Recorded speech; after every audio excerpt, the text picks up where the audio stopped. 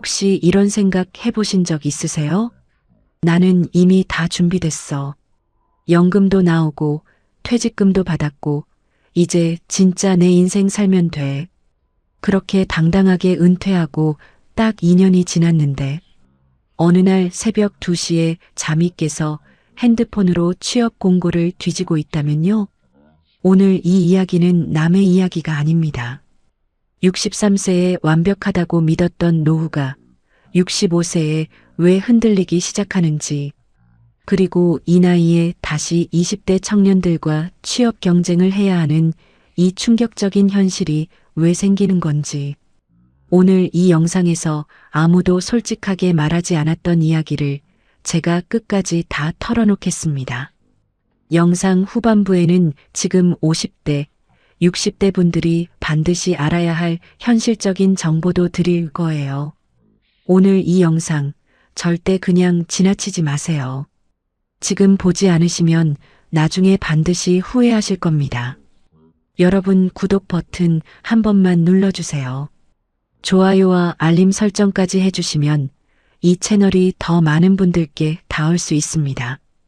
진심으로 감사드립니다. 그럼 시작할게요. 박성수 씨 이야기를 먼저 해드릴게요. 박성수 씨는 경기도 수원에 사는 65세 남성입니다. 이분은 32년 동안 중견 제조업체에서 생산관리 팀장으로 일했어요. 63세 생일이 지난 다음 달 드디어 정년퇴직을 했습니다. 동료들한테 꽃다발도 받고 회사에서 조촐하게 은퇴식도 해줬어요. 아내랑 둘이서 퇴직 기념으로 제주도도 다녀왔고요.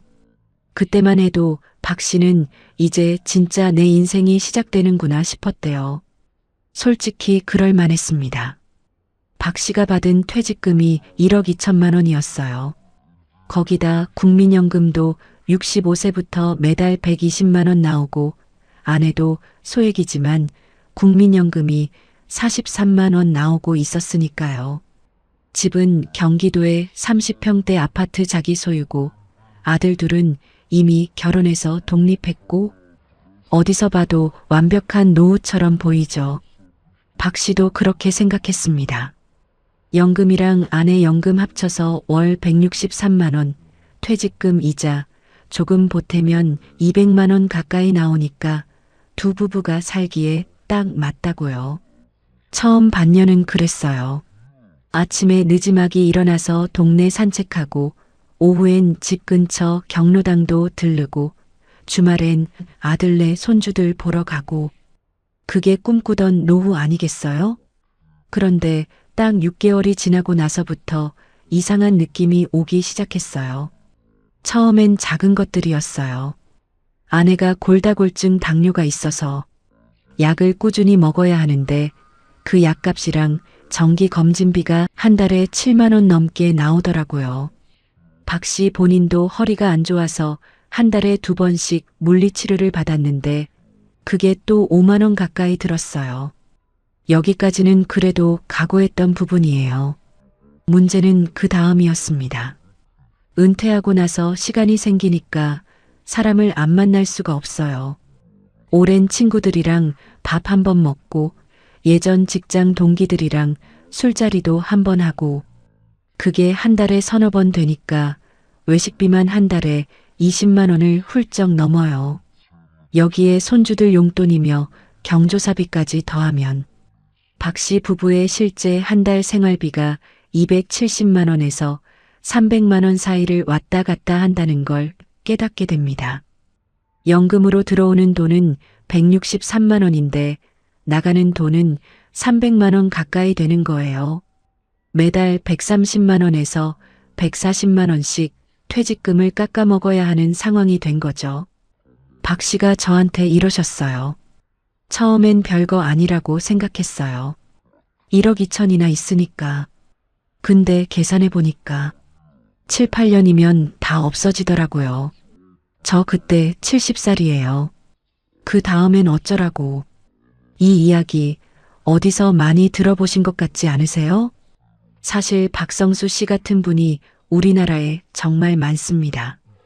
통계청이 2023년에 발표한 자료를 보면 우리나라 55세에서 64세 사이 은퇴자들의 월 평균 생활비가 252만 원이에요. 부부 기준입니다. 그런데 같은 연령대의 국민연금 평균 수령액은 월 64만 원밖에 안 돼요. 부부 합산해도 120만 원 수준이에요. 생활비의 절반도 안 되는 거예요. 나는 30년 이상 일했는데 왜 이렇게 적어? 하고 싶으신 분도 계실 텐데요. 국민연금 제도 자체가 소득 대체율, 그러니까 내가 일할 때 받던 월급의 얼마를 연금으로 돌려주냐가 지금 기준으로 40% 수준이에요. 그것도 40년 꽉 채워냈을 때 이야기고 실제로 40년 꽉 채운 사람이 많지 않아요. 대부분 20년에서 30년 사이니까 실제 소득 대체율은 25%에서 30% 수준으로 더 내려가요. 이걸 모르고 은퇴하신 분들이 진짜 많아요. 박 씨도 마찬가지였어요. 연금 나오고 퇴직금 있으니까 되겠지라고만 생각했지 실제로 숫자를 맞춰보지 않았던 거예요. 그리고 이 나라에서 그렇게 생각하는 분들이 정말 많다는 게 문제입니다. 한국보건사회연구원 자료에 따르면 우리나라 65세 이상 노인 가구 중에서 빈곤선 이하의 생활을 하는 비율이 40%가 넘어요. OECD 국가 중에서 노인 빈곤율 1위예요. 그것도 몇 년째 1위를 놓치지 않고 있어요. 이게 남의 나라, 남의 이야기가 아니에요. 지금 이 이야기를 듣고 계신 여러분 주변에 분명히 계세요. 박 씨가 본격적으로 통장 잔고를 들여다보기 시작한 건 은퇴하고 나서 1년 6개월이 지났을 때였어요. 퇴직금이 1억 2천이었는데 벌써 2,400만 원이 나가 있더래요. 겨우 1년 반 만에요. 그때 처음으로 식은땀이 났다고 하셨어요. 이 속도면 8년도 안 되겠구나. 박 씨가 그때부터 생각한 게 뭔지 아세요? 어떻게든 돈을 줄여야겠다는 게 아니었어요. 물론 그것도 했죠. 외식을 줄이고 친구들 만나는 횟수도 줄였어요. 그런데 박 씨 머릿속에서 계속 맴도는 생각은 따로 있었습니다. 내가 다시 일을 해야 하는 거 아닌가. 이 생각이 드는 순간이 진짜 충격이었다고 하셨어요. 32년을 일했어요. 정년퇴직했어요. 이제 쉬어도 된다고 사회가, 가족이, 친구들이 다들 그랬어요. 그런데 2년도 안 돼서 다시 일을 해야겠다는 생각이 드는 거잖아요. 이게 박성수 씨만의 이야기일까요? 통계를 보면 소름 돋습니다. 통계청 경제활동 인구조사에 따르면 2022년 기준으로 우리나라 60세에서 69세 사이 취업자 수가 무려 230만 명을 넘어요. 그 중에서 순수하게 생계 때문에 일하는 비율이 전체의 52%가 넘는다고 나와요. 절반이 넘는다는 거예요. 좋아서, 즐거워서가 아니라 먹고 살려고 일하는 60대가 절반이 넘는다는 현실. 박 씨가 재취업을 결심한 건 은퇴하고 나서 정확히 22개월이 지났을 때였어요. 65세. 그러니까 63세에 은퇴해서 65세에 다시 취업 전선에 뛰어든 거예요. 딱 2년 만에요. 그런데 그때부터가 진짜 충격이었어요. 박 씨는 처음엔 자신이 있었어요. 32년 경력의 팀장까지 했으니까 어딘가에서 분명히 찾아줄 거라고 생각했어요. 컨설팅이든 고문이든 아니면 비슷한 업종 작은 회사라도 괜찮다고 생각했어요. 워크넷에도 가입하고 시니어 일자리 사이트도 뒤지고 지인들한테도 연락했어요. 현실은 달랐습니다. 첫 번째 지원한 곳은 경기도 소재 중소제조업체 생산관리 파트였어요. 서류는 통과했는데 면접에서 떨어졌어요. 면접관이 30대 중반이었는데 솔직히 박 씨 눈에도 그분이 불편해하는 게 느껴졌대요. 경력은 대단하신데 저희가 원하는 포지션이랑 좀 달라서요라는 말을 들었는데 그 말이 무슨 뜻인지 박 씨는 다 알았어요. 두 번째는 지인 소개로 물류회사 관리직에 지원했어요. 연봉이 예전에 3분의 1도 안 됐어요. 그래도 해볼 생각이었는데 거기서도 결국 안 된다는 연락이 왔어요. 다른 분으로 결정됐습니다라는 문자 한 줄이었어요. 세 번째, 네 번째, 다섯 번째까지 다 비슷했어요. 결국 박 씨가 취직한 데가 어딘지 아세요? 동네 대형마트 주차 관리직이었어요. 시급 10,000원에서 시작하는 파트타임 자리였어요. 32년 팀장 경력의 박성수 씨가 65세에 주차장에서 차 번호표를 끊고 있어요. 이분이 저한테 이러셨어요. 처음 한 달은 모자 쓰고 나가면서 아는 사람 만날까봐 겁이 났어요. 근데 지금은 그냥 해요. 안 하면 어쩌겠어요. 이 말이 얼마나 무거운 말인지 느껴지시나요? 그런데 저는 이 이야기를 하면서 박성수 씨를 불쌍하게 보자는 게 아니에요. 박 씨는 충분히 잘 살아내고 계시거든요. 제가 말씀드리고 싶은 건 이런 상황이 왜 생기냐는 거예요. 그리고 이게 박 씨 개인의 실수나 잘못 때문이냐는 거예요. 아닙니다. 구조의 문제예요. 우리가 흔히 노후 준비를 이야기할 때 딱 세 가지만 생각해요. 연금, 퇴직금, 집. 이 세 가지가 있으면 다 됐다고 생각하죠. 근데 이 공식에는 치명적인 함정이 세 개나 숨어 있어요. 첫 번째 함정은 인플레이션이에요. 지금 160만 원이면 그냥저냥 살 것 같죠? 그런데 이게 20년 뒤에도 같은 가치를 유지할까요? 한국은행 자료를 보면 지난 20년간 우리나라의 평균 소비자 물가 상승률이 연 2%에서 3% 사이였어요. 이 비율로 계산하면 지금 160만 원의 가치가 20년 뒤에는 절반 이하로 떨어져요.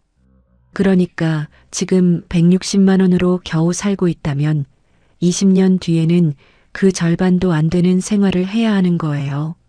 국민연금이 물가 연동이 된다고 하는데 실제로 적용되는 인상률은 물가 상승률을 다 따라가지 못해요. 그러니까 세월이 흐를수록 연금의 실질 구매력은 계속 깎여나가는 거예요. 두 번째 함정은 의료비예요. 이게 가장 무서운 함정입니다. 젊을 때는 의료비가 얼마나 드는지 몸으로 잘 못 느껴요. 근데 60대가 넘으면 달라져요. 건강보험심사평가원 자료를 보면 우리나라 65세 이상 노인 한 명의 연간 평균 의료비가 400만 원을 훌쩍 넘어요. 한 달에 30만 원 넘게 의료비로 나가는 거예요. 물론 건강한 분들은 적게 들겠지만 큰 병 한 번 걸리면 얘기가 완전히 달라져요. 암, 뇌졸중, 심근경색 같은 주요 질환 치료비는 건강보험이 있어도 본인 부담이 수백만 원에서 수천만 원까지 나와요. 거기다 요양, 재활, 간병인 비용까지 더해지면 퇴직금 1억이 순식간에 녹아내릴 수 있어요. 실제로 한국의료패널 연구 결과를 보면 70세 이후 의료비가 급격히 증가하면서 노인 가구 지출의 20% 이상을 차지하게 된다고 나와 있어요. 박 씨도 이걸 간과했어요. 처음에 의료비로 30만 원이 나갔을 때는 별거 아니라고 생각했는데 아내가 작년에 무릎 수술을 받으면서 한 번에 250만 원이 나갔어요. 보험이 일부 커버해줬지만 본인 부담이 130만 원이었어요. 그 달은 생활비가 거의 2배가 됐어요. 세 번째 함정은 심리적 지출이에요. 이건 아무도 미리 계산을 안 해요. 은퇴하면 시간이 생기잖아요. 시간이 생기면 뭔가를 하게 되어 있어요. 여행 가고, 취미 생기고, 모임 나가고. 다 돈이에요. 그리고 자식들한테 뭔가 해주고 싶은 마음이 또 생기잖아요. 손주한테 용돈도 주고 싶고, 아들, 딸이 힘들다 하면 보태줘야 할 것 같고, 명절 때도 빈손으로 가면 안 될 것 같고, 이 심리적 지출이 매달 얼마나 나가는지 미리 계산한 분이 얼마나 될까요? 노후 준비 세미나에서도 이 항목을 구체적으로 다루는 곳이 많지 않아요. 그냥 여가비 적당히 잡으세요라고 하는데 그 적당히가 사람마다 너무 달라요. 박 씨가 처음 예상한 월 생활비가 200만 원이었어요. 실제로 나간 돈은 300만 원 가까이 됐어요. 50만 원에서 100만 원 차이가 나는 거예요. 이게 매달이에요. 1년이면 600만 원에서 1200만 원이에요. 10년이면 6천만 원에서 1억 2천만 원이에요. 퇴직금이 그냥 사라져요. 자, 그럼 박성수 씨가 잘못한 거냐고요? 아니에요. 저는 그렇게 생각하지 않아요.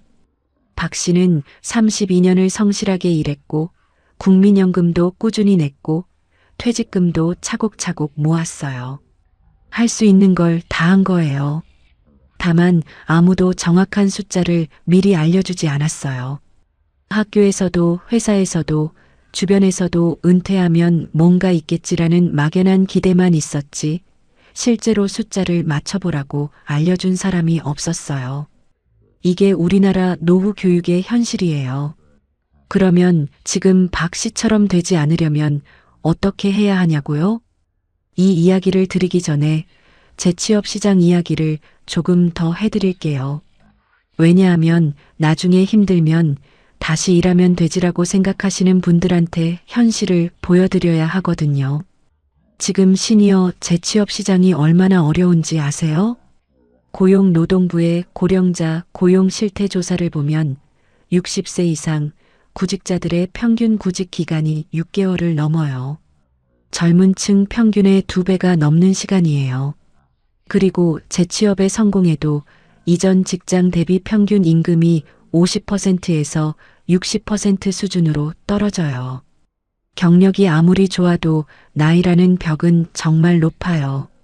기업들 입장에서 솔직히 생각해보면 59세 지원자보다는 30대 지원자가 당연히 더 매력적으로 보여요.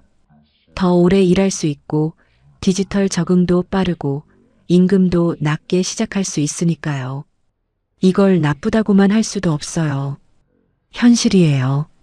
실제로 박 씨가 지원했던 곳들 중에 한 군데는 같이 지원한 사람이 23명이었는데 그 중에서 60세 이상이 박 씨 포함해서 4명이었대요. 나머지 19명이 다 40대 이하였어요. 그 경쟁에서 이길 수 있는 가능성이 얼마나 되겠어요.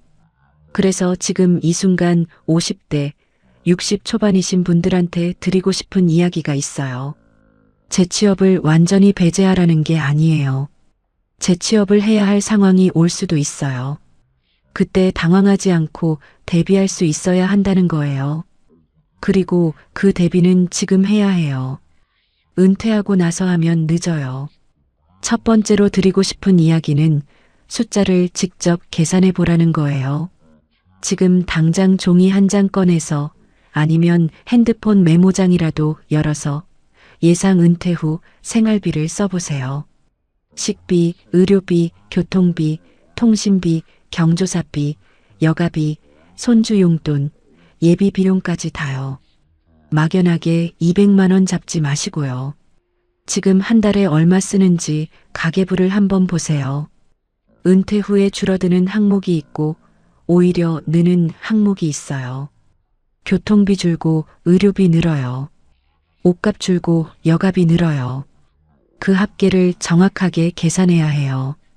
그리고 그 금액이랑 내가 받을 연금을 비교해 봐야 해요. 국민연금 예상액은 국민연금공단 홈페이지에서 조회할 수 있어요. 공인인증서만 있으면 바로 돼요. 만약 내가 받을 연금이 예상 생활비보다 많이 부족하다면 그 부족분을 어디서 채울지 지금부터 계획을 세워야 해요. 두 번째로 드리고 싶은 이야기는 퇴직금을 생활비 통장으로 쓰지 말라는 거예요. 박 씨가 가장 후회하는 게 이거예요. 퇴직금을 그냥 일반 예금에 넣어놓고 부족할 때마다 꺼내 썼어요. 그러다 보니 1년 반 만에 2,400만 원이 없어진 거예요. 퇴직금은 마지막 안전망이에요. 함부로 쓰면 안 돼요. 최소한 정기예금이나 원금 보장형 상품에 넣어서 이자라도 생활비에 보태는 구조를 만들어야 해요. 그리고 절대로 이번 한 번만이라는 생각으로 꺼내는 습관을 만들면 안 돼요.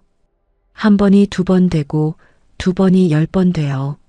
세 번째로 드리고 싶은 이야기는 은퇴 전에 재취업 가능성을 미리 탐색해 두라는 거예요. 이게 좀 씁쓸하게 들릴 수 있어요. 아직 일하고 있는데 벌써 재취업 준비를 해야 해? 라고 생각하실 수도 있거든요. 근데 현실을 보면 일을 하고 있는 동안에 자격증을 따거나 새로운 스킬을 익혀두는 게 은퇴하고 나서 맨몸으로 시장에 나가는 것보다 훨씬 유리해요. 예를 들어볼게요. 지금 제조업이나 서비스업에 오랫동안 계셨던 분들이라면 관련 분야 기술사나 안전관리사, 품질관리사 같은 자격증을 미리 따두면 나중에 컨설턴트나 강사로 활동할 수 있어요. 이게 정규직 재취업보다 훨씬 현실적이에요.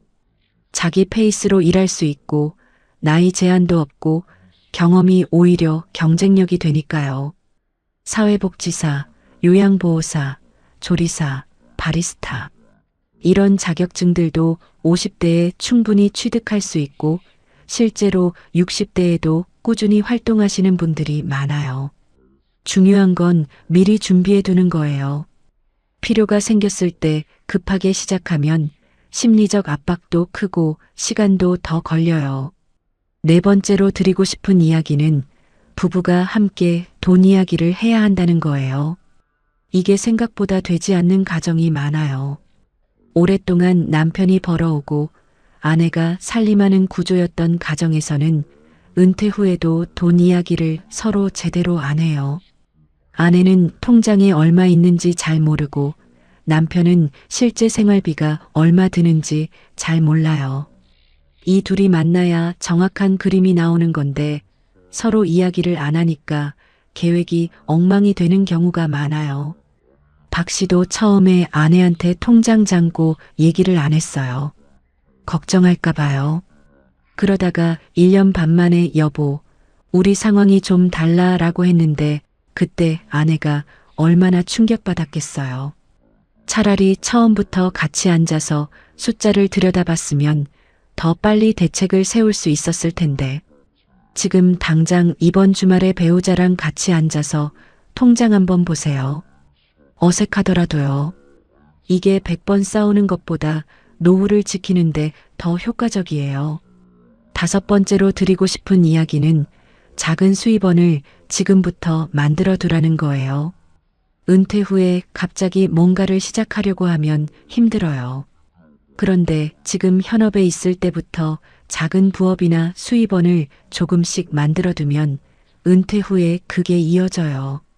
블로그나 유튜브, 재능 플랫폼, 마을 공동체 활동. 지금 당장 큰 돈이 안 돼도 괜찮아요. 습관이 되고 커뮤니티가 생기고 나중엔 작은 수입이 돼요. 박 씨가 지금 주차 관리 일을 하면서 틈틈이 하는 게 있어요. 유튜브 쇼츠예요. 공장 생산 관리 32년 경력을 바탕으로 현장에서 쓸 수 있는 팁들을 짧게 올리고 있어요. 아직 구독자가 많진 않지만 댓글로 감사합니다. 덕분에 실수를 줄였어요 라는 말 들을 때 그게 정말 힘이 된다고 하셨어요. 돈이 아니어도 된다고요. 그 느낌이 다시 살게 해준대요. 이 이야기를 들으면서 저는 정말 뭔가 뭉클한 게 올라왔어요. 결국 우리가 노후에 원하는 게 뭔지에 대한 이야기거든요. 단순히 돈이 아니에요. 물론 돈은 중요해요. 하지만 사람이 살아가는 데는 역할이 필요해요. 내가 어딘가에 필요한 존재라는 느낌, 누군가에게 도움이 된다는 느낌. 이게 없으면 아무리 통장에 돈이 많아도 사람은 쪼그라들어요. 실제로 노인 우울증 연구를 보면 경제적 여유보다 사회적 연결과 역할감이 노인의 정신 건강에 더 큰 영향을 준다는 결과들이 많이 나와 있어요. 돈이 있어도 아무것도 안 하고 집에만 있으면 행복하지 않다는 거예요. 반대로 수입이 조금 부족해도 지역 커뮤니티에서 역할이 있고 사람들과 연결돼 있는 분들이 훨씬 건강하고 행복하다는 거예요.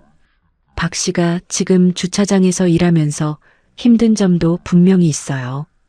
더울 때 덥고 추울 때 춥고 몸이 예전 같지 않으니까요. 그런데도 박 씨가 계속 나가는 이유가 뭔지 아세요? 거기서 만나는 사람들이 있대요. 매일 같은 시간에 오는 단골 주민들이랑 이제 눈인사도 하고 가끔 얘기도 나눠요. 그게 하루를 시작하는 이유가 됐다고요. 이걸 보면서 저는 생각했어요. 노후 준비가 단지 돈을 쌓아두는 게 아니라는 걸. 돈 계획, 건강 계획, 관계 계획, 역할 계획, 이 네 가지가 다 있어야 진짜 노후 준비라는 걸. 근데 우리는 지금까지 돈 이야기만 해왔잖아요. 은퇴 준비책, 은퇴 준비 강의, 다 돈 이야기예요. 그게 중요하지 않다는 게 아니에요. 하지만 돈만 있고 나머지가 없으면 박 씨처럼 은퇴 2년 만에 다시 나가게 되는 거예요. 그것도 돈 때문이 아니라 심리적으로 버틸 수가 없어서요. 지금 50대신 분들한테 한 가지만 부탁드려도 될까요? 지금 당장 은퇴 준비 플랜을 크게 4칸으로 나눠서 써보세요. 첫 번째 칸에 재무, 두 번째 칸에 건강, 세 번째 칸에 관계, 네 번째 칸에 역할. 각 칸에 지금 내가 어디 있는지, 앞으로 어떻게 할 건지 딱 3줄씩만 써보세요. 거창하지 않아도 돼요. 3줄이면 충분해요. 그냥 생각으로 두면 절대 안 해요. 써야 해요. 그리고 건강 이야기를 빼놓을 수가 없어요. 박 씨가 은퇴 전에 건강검진을 제대로 안 받았거든요. 회사에서 매년 검진을 해줬는데 항상 큰 문제 없음으로 나오니까 대충 넘겼어요. 그런데 은퇴하고 나서 처음 제대로 받은 검진에서 당뇨 전 단계랑 고지혈증이 나왔어요. 이게 또 의료비로 이어졌고요. 지금 50대라면 지금 당장 정밀 건강검진 한번 받으세요. 이게 나중에 수백만 원을 아끼는 길이에요. 그리고 지금 우리나라 정부에서 시니어를 위한 일자리 사업도 많이 하고 있어요. 한국노인인력개발원에서 운영하는 노인 일자리 사업, 중장년 일자리 희망센터, 고용복지 플러스 센터 등에서 60세 이상을 위한 취업 지원 서비스를 받을 수 있어요. 재취업이 필요하다면 이런 공공 인프라를 먼저 활용하세요.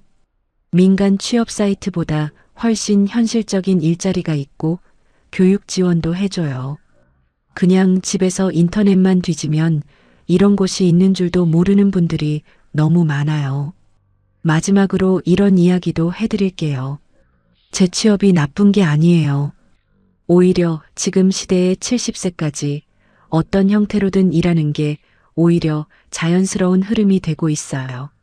일본에서는 이미 70세까지 고용 기회를 확보하도록 기업에 노력 의무를 부과하는 법이 시행 중이에요. 우리나라도 고령화 속도를 보면 그 방향으로 갈 가능성이 아주 높아요. 그러니까 은퇴가 완전한 끝이 아니에요.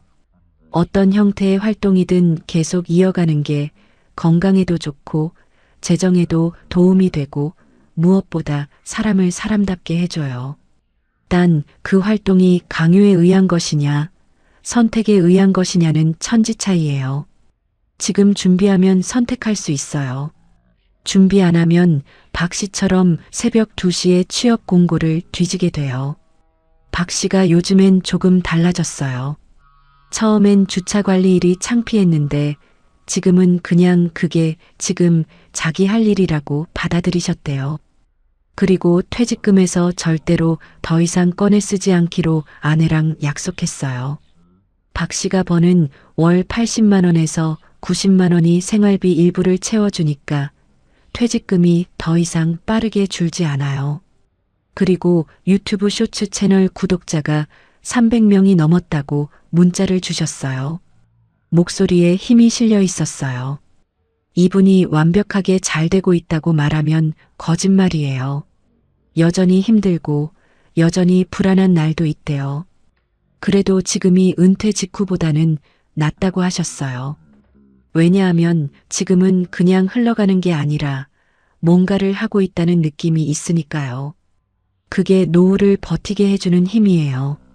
오늘 박성수 씨 이야기를 들으시면서 어딘가 익숙하게 느껴지신 분들이 분명히 계실 거예요. 나도 혹시 저렇게 되는 거 아닐까? 아니면 이미 비슷한 상황에 있으신 분도 계실 거고요. 부끄러운 거 없어요. 우리 모두가 충분한 정보 없이, 충분한 준비 없이 그냥 살아온 거예요. 세상이 제대로 알려주지 않았던 거예요. 그러니까 지금이라도 알게 됐다면 그게 이미 시작이에요. 오늘 하루 딱 한 가지만 해보세요. 국민연금 예상 수령액을 조회해 보는 거예요. 3분도 안 걸려요. 그리고 지금 한 달에 실제로 얼마 쓰는지 한번 계산해 보세요. 그 두 숫자를 비교해 보는 것, 그게 노후 준비의 진짜 시작이에요. 오늘 이 영상이 조금이라도 도움이 되셨다면 주변의 50대, 60대 소중한 분들께 꼭 공유해 주세요. 이 이야기가 필요한 분들이 분명히 계실 거예요. 다음 영상에서는 실제 노후 생활비를 줄이면서도 품격 있게 사는 법을 아주 구체적으로 가져올게요. 기대해 주세요.